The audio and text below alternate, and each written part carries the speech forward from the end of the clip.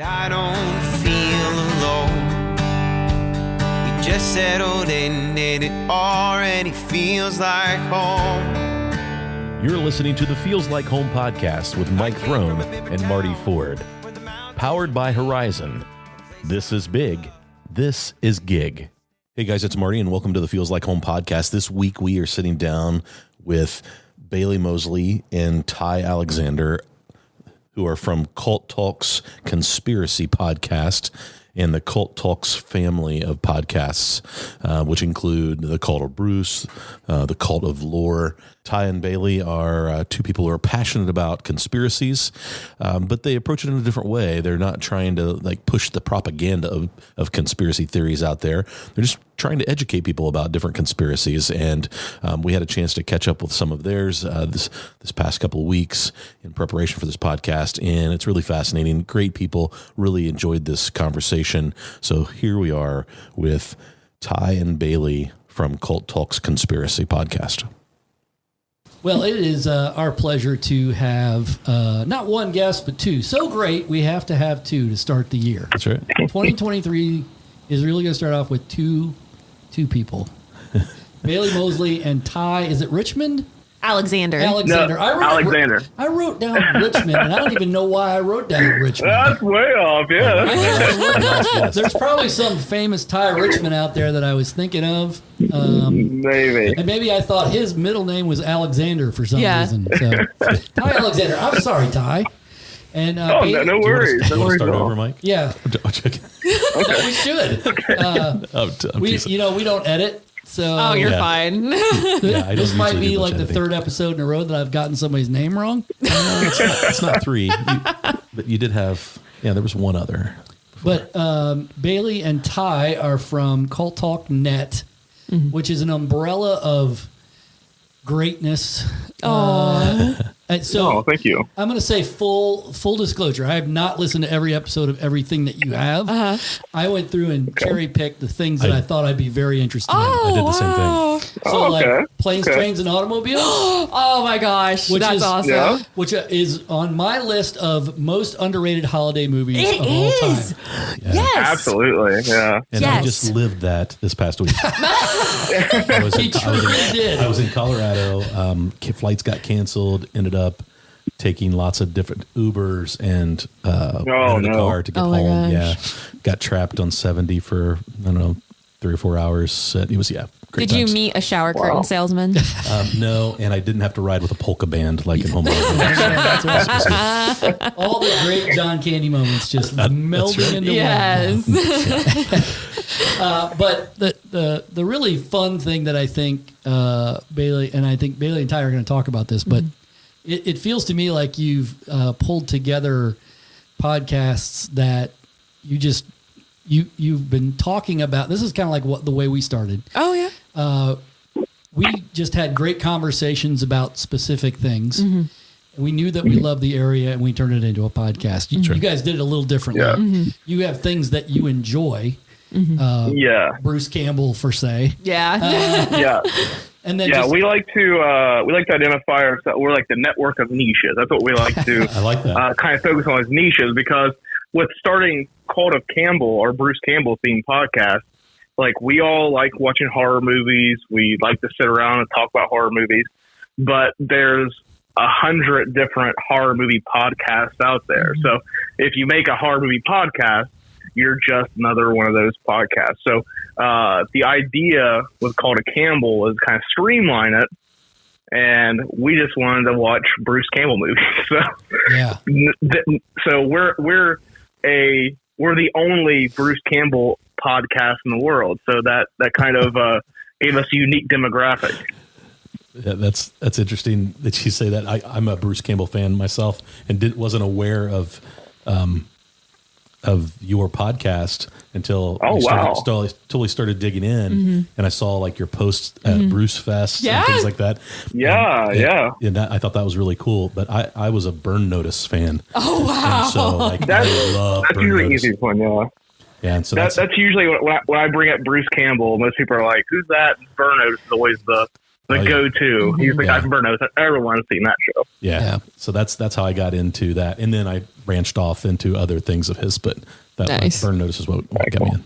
But you've had a couple different podcasts, and you've started one recently. Yes. That I think I'm probably going to dig into quite a bit with Cult Talk Conspiracy, right? Yeah. Mm-hmm. So Yes, that's me and Bailey's show. Yep. yeah, so let's talk about that a little bit, because I think that's one of those ones where, I think if you just say it off the top, and people hear it, they'll think this is another one of those podcasts that's just talking about and coming up with conspiracy theories or promulgating them. Yeah. So tell me what you've decided to do with that.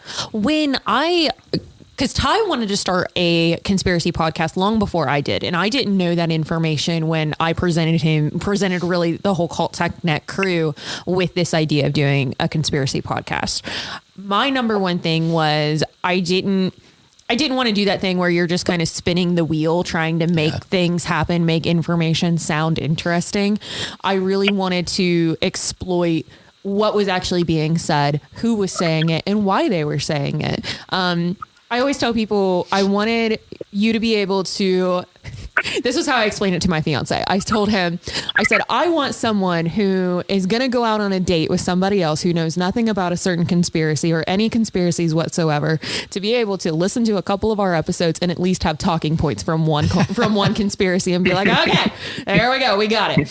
So that's what I wanted from it. And I wanted to set ourselves apart by going deeper and really making a lot of headway with that. So like with Cult Talk Conspiracy, like we wanted to, I wanted every episode. So if we covered, for instance, Operation Paperclip, we covered back in December.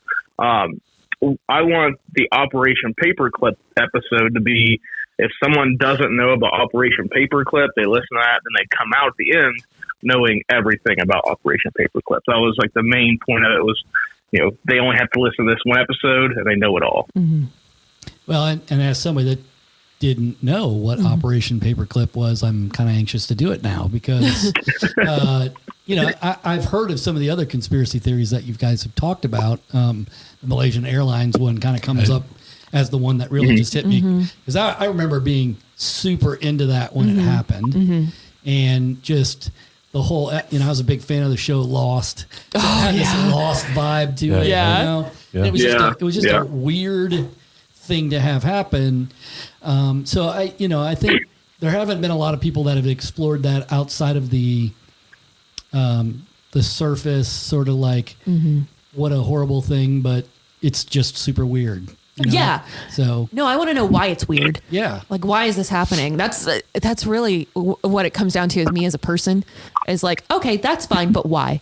But why? Yeah. Like my parents were so annoyed with me as a kid because everything was, why, Mom? Why, Dad? Why is the sky blue? Like, yeah. So it's fun to dive deep, and we learned so much, and some of them end up becoming conspiracy pastas, which is a whole lot of fun, and those are fun to go down. But it's all about like finding, those deeper roots in these conspiracies. Yeah. So it's really more about just sharing the information that's available about the conspiracy, and not really spinning your own stories, right? No, yeah. So I think you definitely have something that's different than what most people with conspiracy podcasts are doing, right? Thank you. So I think that's what's what makes it interesting. That's always the goal, is to do something different because there's so many podcasts out there. Like, to start a podcast sounds very simple at first until you start trying to actually do a podcast. We're all everyone's shaking their head right now, nodding their heads right now. There are at least I'd say there's probably a dozen episodes of various Cult Talk Net shows that no one will ever hear because we leading up to episode 1 of any of our podcasts, we usually record 2 or 3, we call them beta episodes, where we basically test the format. We'll edit it. We'll go back. Everyone will listen to it. We'll critique it. We'll go back until we've been full disclosure, our very first episode of Cult Talk Conspiracy, that episode that released was the third take of that conspiracy because we had recorded it 2 times previous, went back, listened to it, and were not happy with the product and had to go back and retool until eventually we came out with what we felt comfortable enough to release. But yeah, the startup podcast, it's a very easy thing to say, but if you're not going to do it differently or put an interesting spin on it, there's really no reason to release one because there's so many. Well, that's 100% true. It occurs to me, maybe we should have done that, Marty. We just tend to let it roll and go from there. And that works for y'all. That works. Yeah. Well, I mean, I think that's an interesting point that you make about. I mean, it's real. I talk to people about our podcast all the time, and they're like, "Oh, how hard is it? You just hit record and talk into your phone, and like, that is the easiest part about recording a podcast." But that has nothing to do with doing a podcast, like the research that goes into it and all the other things. So the fact that you go ahead. Sorry. No, I was just going to say, but the fact that you worked through your, 2 or 3 times to get your format right has probably made all the other episodes much easier because now you've kind of got this is the direction we want to go with all of our episodes. Absolutely. What's called a Campbell, that was our first show our first podcast show we ever released, and we started planning that in early 2021. And it was my idea to do it. I roped everyone into it. And I was very gung ho about let's just record it and release it. So Mike, who he's kind of the logistical side of everything. He edits all of our stuff. He keeps all on track. He kept telling me no, you guys need to record a test first. And I thought, well, that's just a huge waste of time. So we recorded our very first episode, and it could not have been worse. The whole time it was a symphony of, people going, oh, cool, all that. And, no one having anything to say, long pauses. And I remember after we was done recording, I was like, that was awful. There's no way we can do this. And then finally, we made it pretty much a point for 2 months where we would meet once a week and we'd record an episode in the Calder Campbell format of just random movies. We did Jurassic Park, things like that, and just movies to kind of test out the format until eventually we got everything down. And then in May of that year, we were able to release our very first episode to the public. So.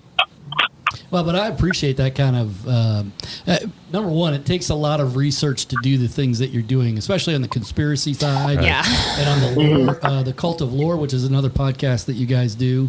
That's a whole other animal. Yeah. I wouldn't even know where to begin on something like Cult of Lore. Oh my gosh. Ask Benny about that. Whereas a lot of other people they probably know what you're talking about from the minute that you go, Yeah. And I was reading through the names of the Cult of Lore podcast, and I was like, I don't know a single one of these names. And then I got to I'm right there with you. And then I think I was like, okay, I'll resonate with that one a little bit. This one.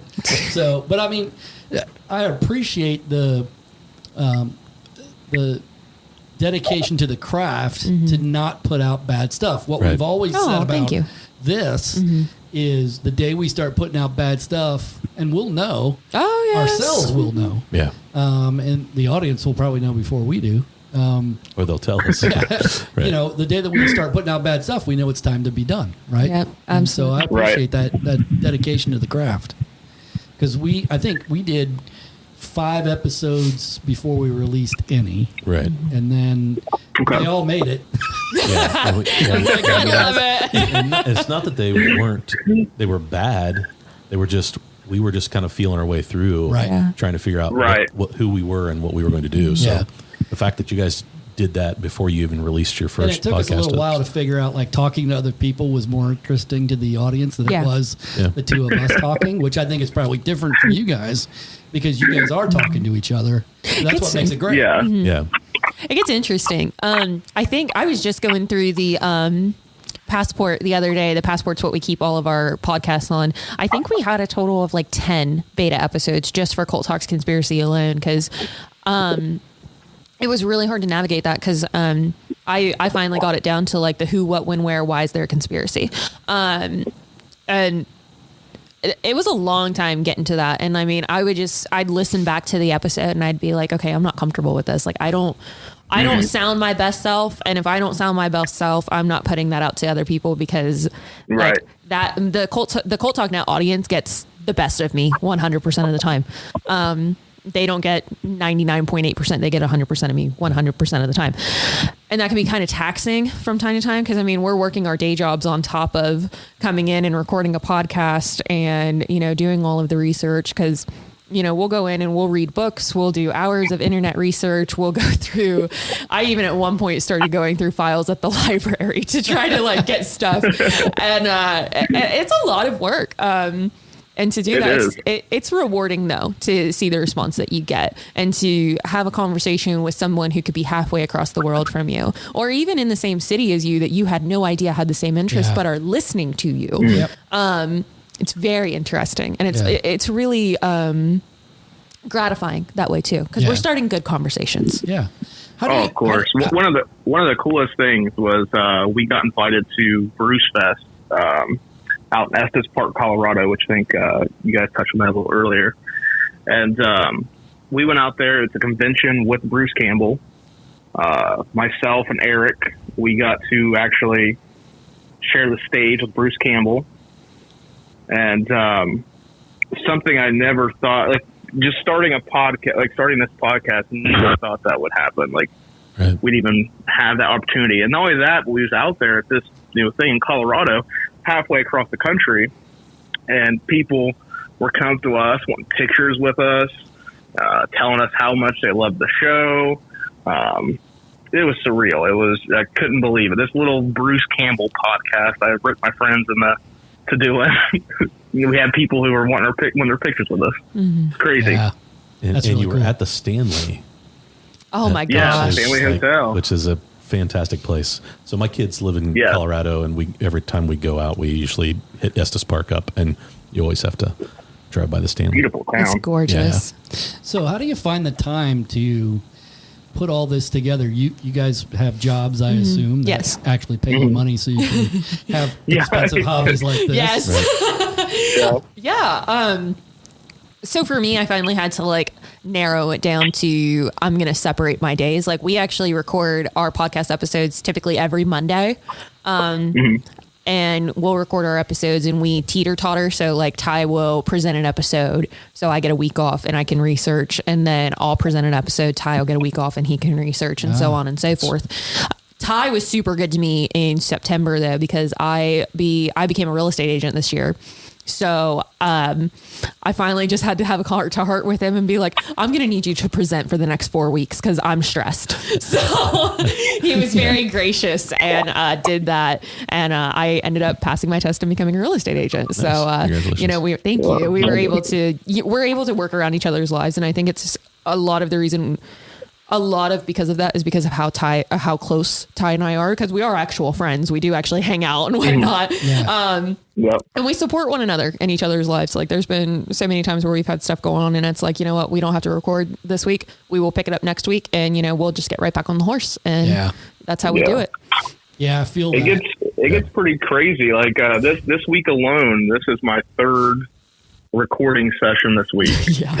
So I've recorded Cult of Campbell, I've recorded Cult Talk Conspiracy, and now this. It gets pretty wild, that the amount of stuff we record some weeks.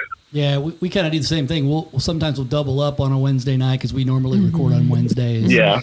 And if we do too much of that second week, by the time we get to that fourth episode that we've doubled up on, it's like, the voice is a little scratchier. The breathing is starting to feel. Did we ask the best questions? Yeah. Did we bring out what we wanted people to hear? Yeah. But we do the same thing. I mean, Marty went to Colorado a couple weeks ago, and we just took time off. And we've said that we're going to do about 20 episodes per season, and then we're going to be done and take a little break. And there you go.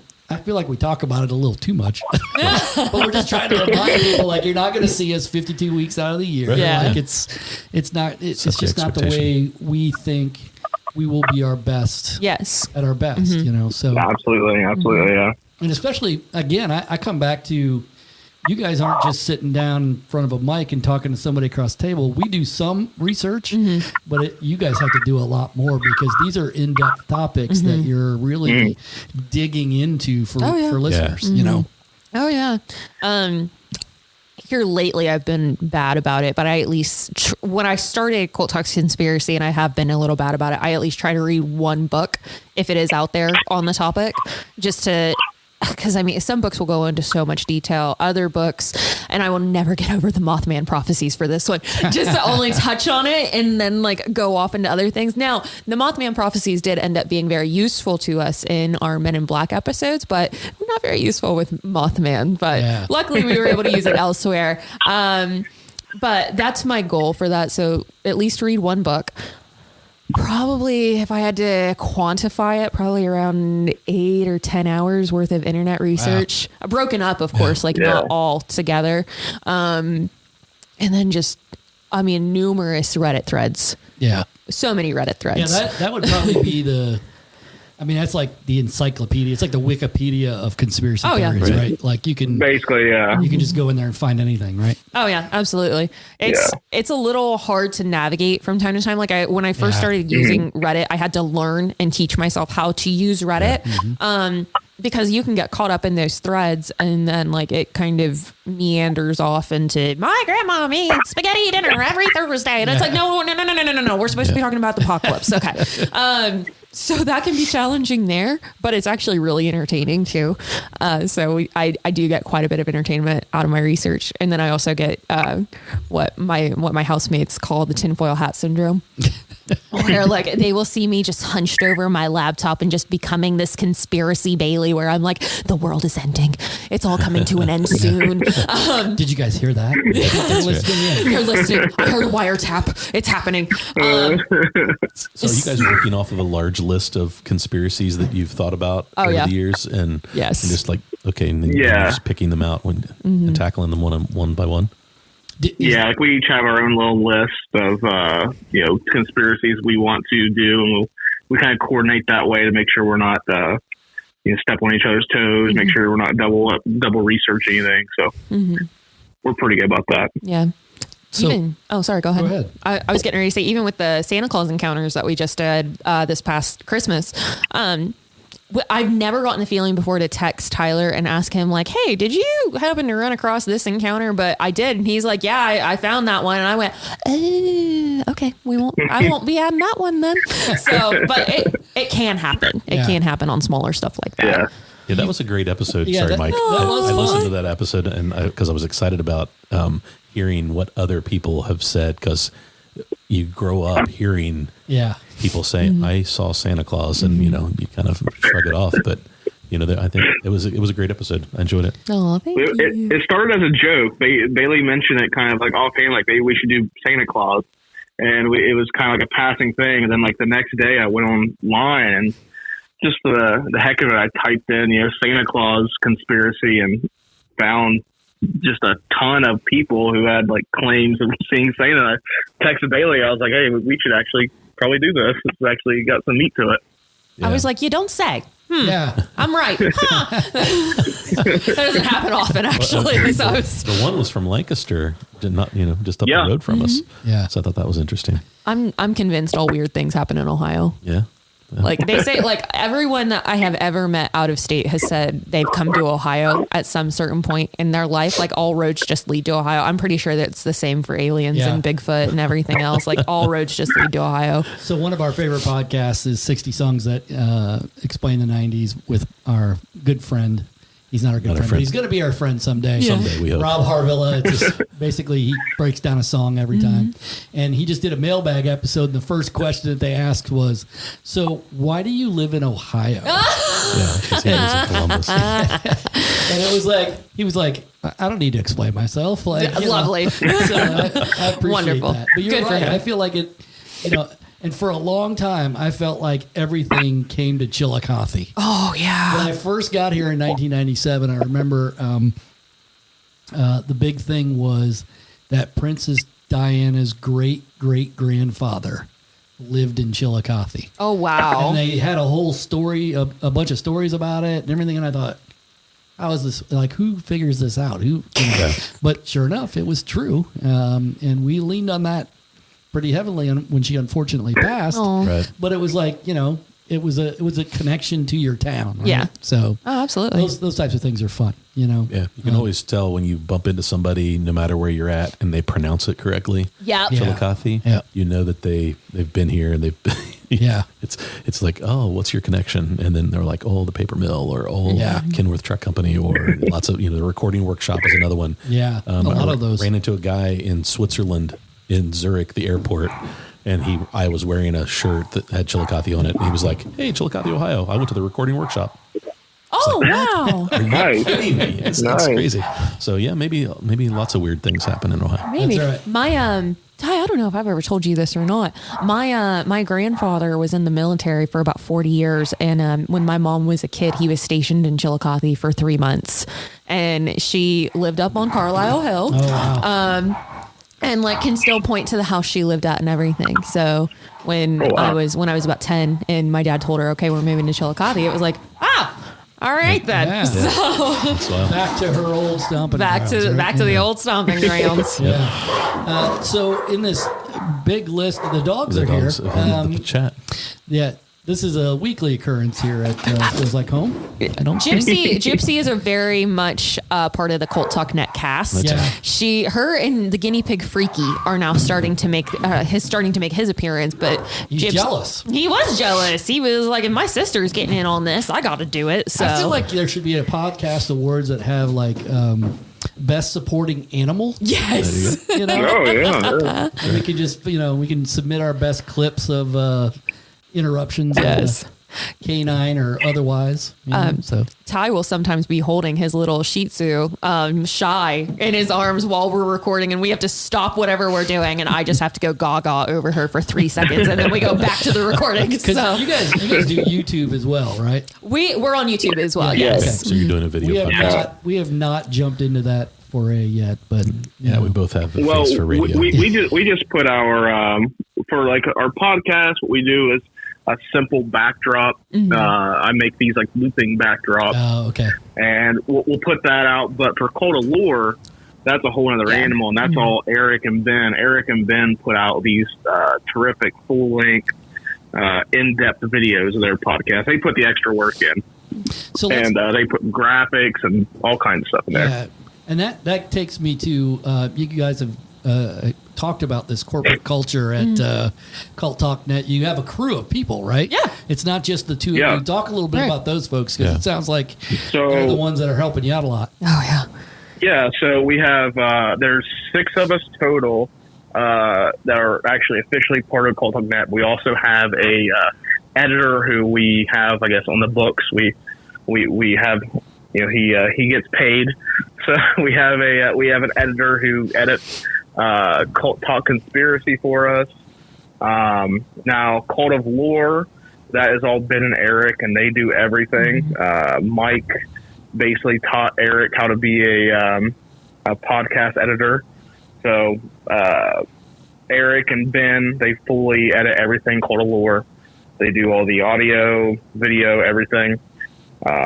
Mike, he is kind of, I guess he'd be the main structure of everything. He keeps us all together. He's more of a logistics and process guy. He originally edited all of our stuff. He probably edited, I would say, well over 100 episodes. Oh, definitely. Cult Talk Net on his own. Maybe close to 150 on his own. Before we employed Essie. Essie is remote. He I believe is I don't know where Essie. He travels a lot. So I'm pretty sure Essie's an elf. And he just goes Yeah. and poofs wherever he is, and then like comes back to his little hobbit home or whatever, his a little elf home, Yeah, and edits, and then poofs somewhere else. Essie's gonna hear this and be like, "What?" Yeah, he's gonna be like, man, follow his Instagram. So how many Follow his Instagram. He's like in a different state, different country every week, but he finds time somehow to sit down and edit Cult Talk Conspiracy for us. So I'm grateful for that. He's awesome. How many different podcasts do you have on the network? We have 3. Currently 3. Currently 3. We have one kind of in the works. which we put on an episode on Christmas Day for another podcast concept we have. And then we have, as of today, we've released 150 episodes, podcast audio. Wow. And probably over about 2 dozen okay. over the course of about 2 years now, a year and a half, we put out 150 podcast episodes and probably about 2 dozen videos you can only find on our YouTube. Mm-hmm. We do a thing called Culttober, where we release just horror movie reviews through the entire month. Yeah. So all that's only on our YouTube.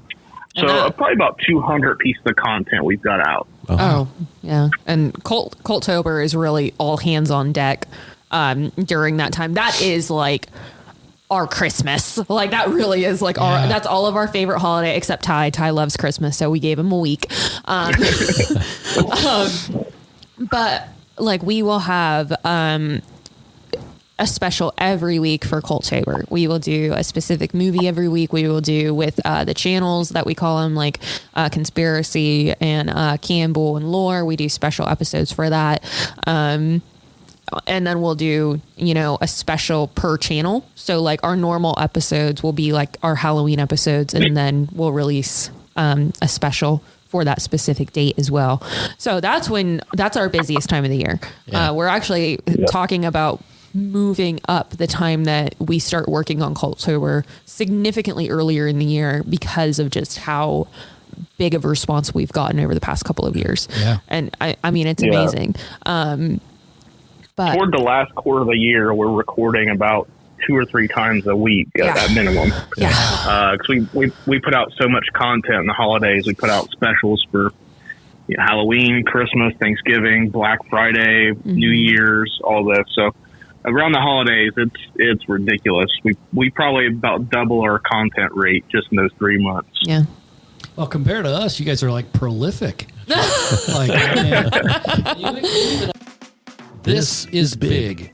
Verizon Fiber Internet is ready Let them get you hooked up and power your Wi-Fi network with the speed and reliability that only a 100% fiber network can do. Verizon is ready to help you do what you do better. With real people, real rates, and a real service. Connect with them today, and the first month is free, plus no contracts and no data caps. Call 740-772-8331 or visit horizonconnects.com/Chillicothe to sign up today. Well, I mean, things evolve, things change, right? Like we're actually looking at doing a couple different things on our own as well. That, awesome. You know, and I think some of the stuff we're going to stop talking about if we don't do it in the next year, right? 2023 is our year. It is the year. And the listeners were so responsive to it as well. And I think that was really the biggest shock for me is how responsive people got, especially with Cult Talks Conspiracy. Because we invite people to our conversation all the time. Like, we will actively talk to our listeners and be like, okay, if I got that wrong, please put it in the comments. Like, I'm not sure. I think one time we had even asked people if they had saw Bigfoot and to comment their Bigfoot sightings. So, I mean, we actively talk to them. I actually have a listener. She was the first person that ever reached out to me. She lives all the way in India. And I wished her a happy birthday the first year that, you know, she reached out and was like, Bailey's my favorite. And of course, I had a big head about that for like a week and a half. Yeah. But I mean, it's just crazy to me to think that we could be, I'm going to sound like a relic here, but we could be so far away, but make so many connections through the power of like podcasting and the internet and all these things. It's beautiful to me. Yeah. Actually, one of the things we're doing this year with Call to Campbell is after Bruce Fest. We had met so many cool people that I'm still actively in touch with. On a pretty regular basis, I still talk to a lot of the people I met there. And this year for Call to Campbell, we're going to take things a new direction where we're going to be interviewing Bruce Campbell fans, letting them talk about their favorite Bruce moments, their favorite Bruce movies. Just basically the title of the podcast is Call to Campbell. So this year we're going to actually focus on the Call to Campbell and let the listeners kind of have their own say in things. So. Yep. Yeah. So, Marty, we're going to need a date for when you're available for that. Let me in on the burn notice. There you go. Times. So when you touch on that, I think that's a really good idea because I'm a huge Bruce Springsteen fan. Nice. And about a year or so ago, it was actually during COVID, so it would have been 2020. but we were recording. Yeah, we had just started recording, I think, and I reached out, or this guy reached out to me, and he lives in Dallas, and he talks to Bruce Springsteen fans about favorite albums, favorite concert experiences, how many times you've been there, and we spent an hour on the phone together. And wow. And I mean, it was fascinating, and I've listened to a bunch of the other ones now, and I'm like, man, there's a guy in Guelph, Ontario, which is where my uncle lived for about 20 years of his life. And I ended up going there a lot for Christmas. And there's a guy that lived there that loves Bruce Springsteen. And I was fascinated by his conversation and about, Bruce doesn't get to a lot of places in Canada and he lives far away. Those are the things that bring people together. And I think the question I was going to ask before is, I find that the podcast audience is, number one, very loyal, and then number two, very trusting. So when you were talking about it, Bailey, about how like the changes that you've made, people have been really receptive to it. It doesn't surprise me much because we did have feedback at the beginning that some people liked the episodes that we just did where we talked to each other, but the numbers told us that they far liked when we talked to other people, right? Yes. So we were like, well, we're going to go where the audience wants us to go. Yeah, But exactly. we do kind of miss that, in bantering back and forth, Right. So I think what you found there is probably what a lot of other podcast people find too, is that when the audience tells you something, it's because they respect it and they love what you're doing. And you're kind of narrowing in on your niche too, right? So like with what happens in October for you guys, it makes perfect sense that time of year, people are more focused on those things. And I could see where you would have a great response from your audience. Well, and if you're spending, let's say arbitrarily say 6 months talking to different people that are big Bruce Campbell fans, maybe that allows you to then spend some energy on your own thinking about other ways to do Bruce Campbell episodes after you run through 20 or so fans, Exactly. right? Yes. Which would be great for your podcast. Oh, yeah. Exactly. 'Cause one of the things we made the mistake of in the first year of Cold Campbell is we were a weekly podcast for over a year. And we kind of burnt through, with focusing on one specific actor, you only have a set amount of content you can produce. So we burnt through like all the Bruce Campbell stuff that we get our hands on. So each year, because Calder Campbell is going into this will be its third year active, 2023. So each year we've had to kind of reshuffle our approach at how we do it. Because that first year we just burnt through our stuff so quick. So last year we had to, we took a hiatus in summer, which actually I was very concerned about. I said since day one, the death of a podcast is when you show your audience you're inconsistent. But we did it the correct way, and we made sure we let our audience know we weren't skipping, we weren't ending the podcast, we were taking a break, and we kept our audience informed, because that was always my biggest fear is the second you miss an episode. You unintentionally miss an episode, you've shown your audience that you're, being inconsistent and you don't really put that much care in your show. So, we were able to do that. So this year, the way we're, changing direction is to allow the fans to have more of a say in the podcast. So for the two of you, if there are other people out there, and let's say they're thinking about doing their own niche podcast, what are the things that you would give to them as advice to, number one, get started, and then two, to kind of keep it going? Well, the thing with the podcast, like I was just ignorant going into it. You think a podcast is you're going to exactly. You think I pull up the voice app on my phone, and I talk into it for an hour, and then somehow it gets on Spotify. But there's so much goes into it. You have to come up with a structure, a format, scheduling structure. You need to figure out where your podcast. There are just things you have to think about logistically. Is who's hosting your podcast. And what I mean by that is, I'm sure you guys know, there's, you have to have a host for your podcast to get on things like Spotify or iTunes. You don't just upload your podcast to Spotify, which you need to think about, who your audience is. Do you even have an audience? Because I think the worst thing is putting out a podcast and you have 3 people that listen to it. It's your 3 friends. To that point, you're spending money on hanging out with your friends, I guess. But there's a lot that goes into it. It's really hard to just simplify it, because it's not a simple thing. It's not as simple as it sounds. Podcasting at its core just sounds just a simple, easy thing to do. And there are so many of them that it seems like, oh, this is just easy. Everyone has a podcast. Yeah. But you need to figure out what's going to make your podcast different.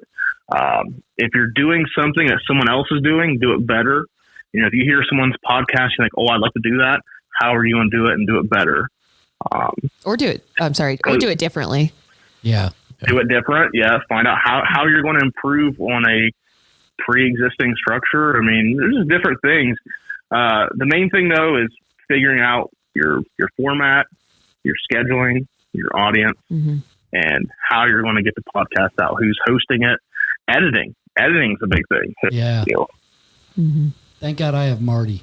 I show up and talk, and he does everything else. Yep. So. We've said thank God for Michael many times. Yeah. Michael, I have Ty in my phone as Pod God, but we all know who the real Pod God is. That's right. We're just pretty faces on this. We really are. We just show up. It's great. My advice would probably be get used to the sound of your own voice. Yeah. Nobody likes the way that they sound. I almost didn't go into podcasting because of the sound of my own voice. I'm very well aware that I sound like a Valley girl. It was actually like, I'm not kidding. I'm pretty sure Chillicothe's in a valley. So eventually I'm going to have a show called the Chillicothe Valley Girl. I don't know. But I was really insecure about it. And it was to the point where I almost didn't do it. And it actually took my fiance, Ben, and our roommate, Eric, who run Cold of Lore, coming up to me and saying, use it. Like, so what? You sound like a Valley girl. Like, my favorite movie is Starship Troopers. I have 2 Aliens posters hanging up in the front room of my hallway. I'm getting a face hugger mount put on my wall. Like, I'm one of the biggest nerds anyone will ever meet. But it's really you didn't fun. come into you didn't start actively doing the podcast until early this year, right? Early 2022. I was it was Congo was your first one. Yeah, I was the last host to come on so far, or the newest host to come on, I should say. And I really I couldn't even listen to my own podcast go back, but finally I had to do it because, like, it's going to make yourself better. And if you're thinking to yourself, oh, well, I don't have to listen to my stuff, I already know how it sounds. You don't know how it sounds. Now, see, that's an interesting way of saying that, because I don't know about you. I listen to every episode. Yes. One, I need to download, and 2, I want to hear myself. So that way, because it became a joke for a little while, but we almost said, keep doing what you're doing because it's working. That was a thing that we did for a long time, and that was me. Yeah. Which was good. It wasn't a bad thing, but I felt like I was trying to force it sometimes. Keep doing what you're doing because it's working. And I kind of stopped doing it. Yeah. And I didn't do it for any other reason than I would listen to myself and say, it's becoming trite. So stop doing it. And you become go. conscious of it. Yeah. And so, I think the other thing that kills the podcast, you said if you go away and you don't tell anybody about it, but I think when you're not authentic, kills a podcast. Yes. If I try to do one about an episode about Bruce Campbell, people would know I don't know what the hell I'm talking about. So, that's why I steer clear of Cold of Lore. Because I know nothing about it. I do all the graphics stuff for all the podcasts. So they'll tell me what the title of the podcast is. So I can make the artwork for it.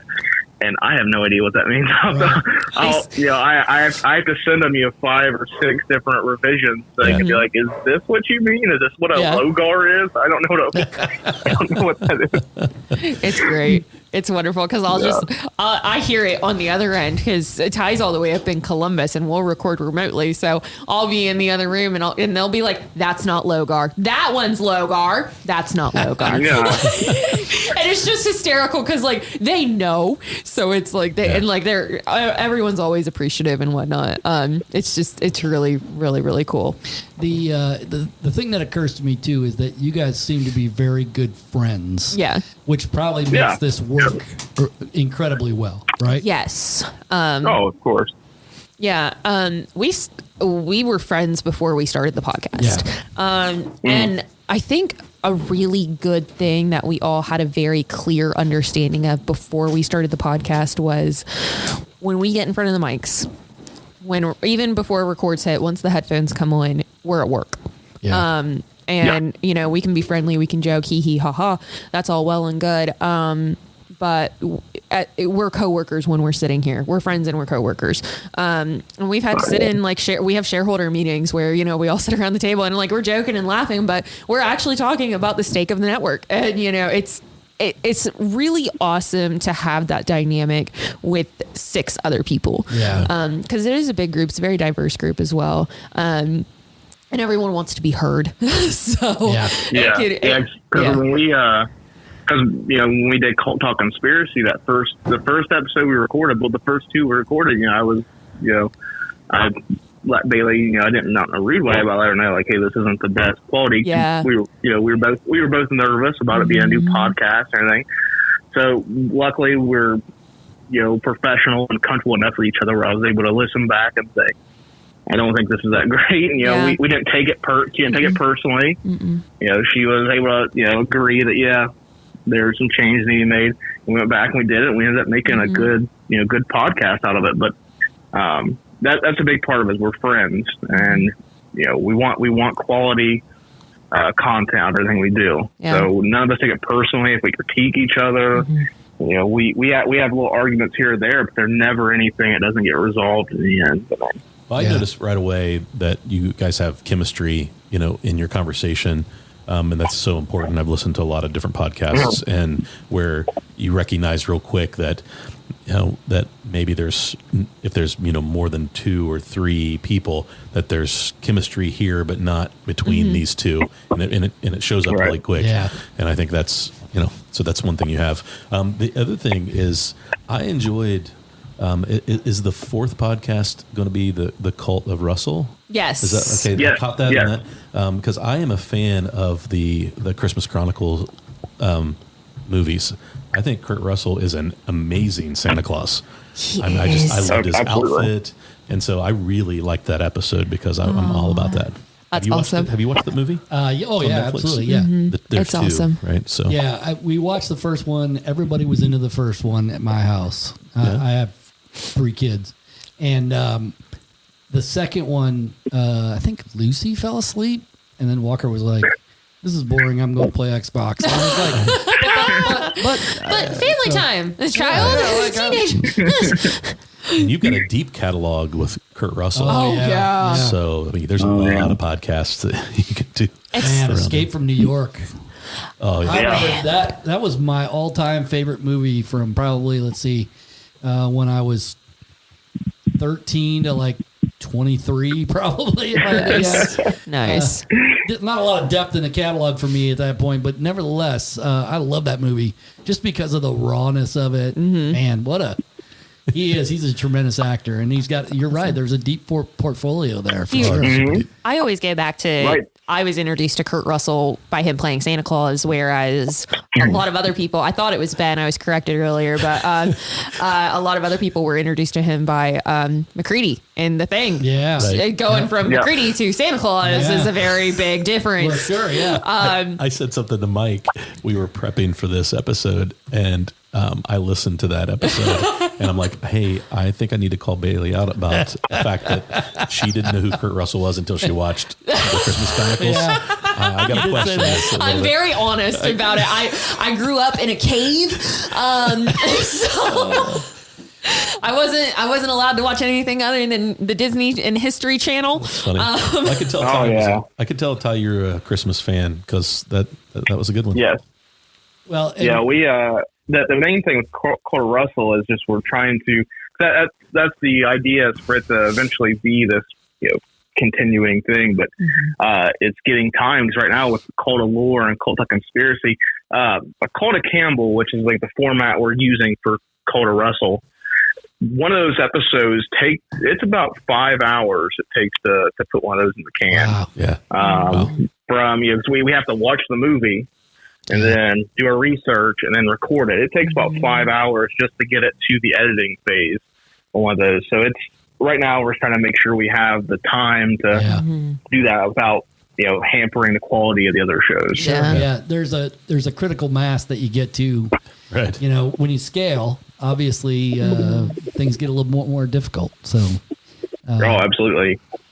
Well, we're already planning for October content because we're going to go so heavy this October that we're basically going to be January start recording stuff for October and December. It's wild. You kind of lose track of time. It's pretty crazy. It's because in the summer, last summer we're recording Halloween stuff.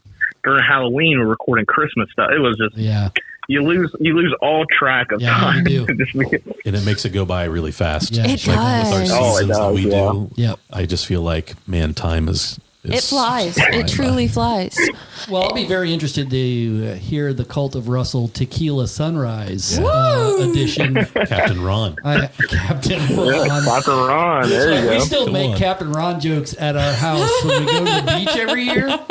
It's amazing how many times we're like, out of the blue, it just shows up, So funny.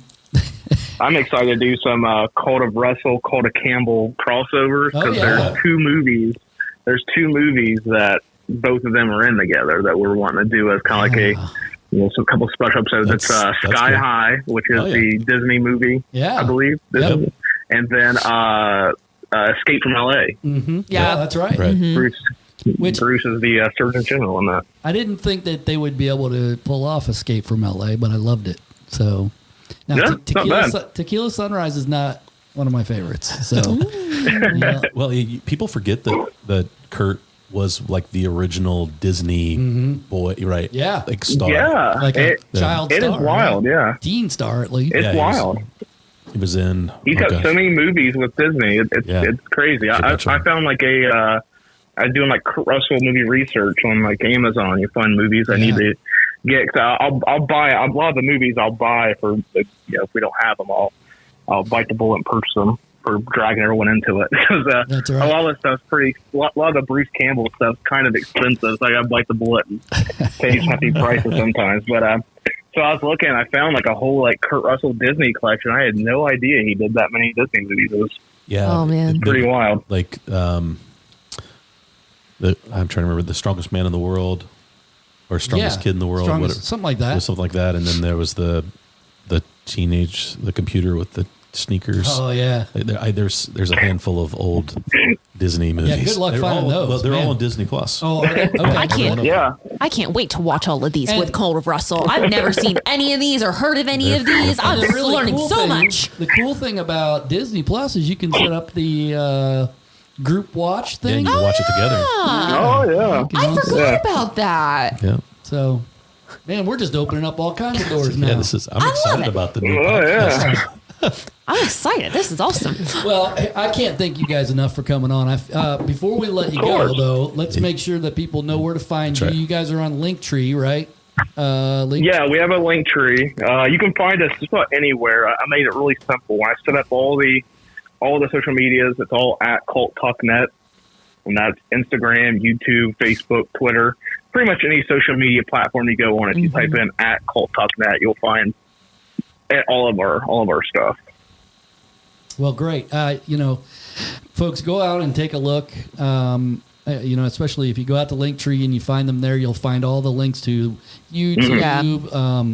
You'll even see some stuff about the Bruce Fest and things like that. I mean, it's just really fun. That's basically how I stumbled upon all this. I was setting up our Linktree, and found yours. Oh my and gosh. That's kind of how I figured it out. So I appreciate the fact that you guys are committed to this craft, that you are really putting a lot into it. I'm like you, Ty. If I start digging too deep into cult of lore, I feel like I'm going to pop a blood vessel or something. But I respect it because, the game is there. So thanks for coming on tonight. You guys have been great, and good luck with everything that you're doing. Thank you so much. Appreciate it. Yeah, thank you guys, and good luck with this. This is fantastic. Yes, good luck, you guys. Thank you so much. We're so appreciative. You're listening to the Feels Like Home podcast with Mike Throne and Marty Ford. Powered by Horizon. This is big.